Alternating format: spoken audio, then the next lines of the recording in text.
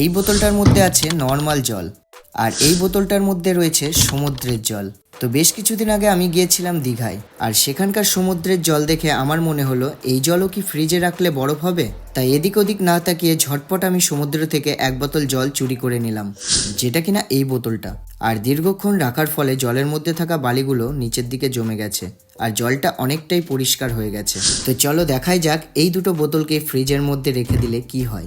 বোতল দুটোকে ডিপ ফ্রিজের মধ্যে রেখে দিচ্ছি, আর ফ্রিজের টেম্পারেচার করে দিচ্ছি সব থেকে লোয়েস্ট। এখন 24 ঘন্টার জন্য অপেক্ষা করব। তো 24 ঘন্টা হয়ে গেছে, আর এখন ফ্রিজ খুলে আমি তো একেবারেই অবাক।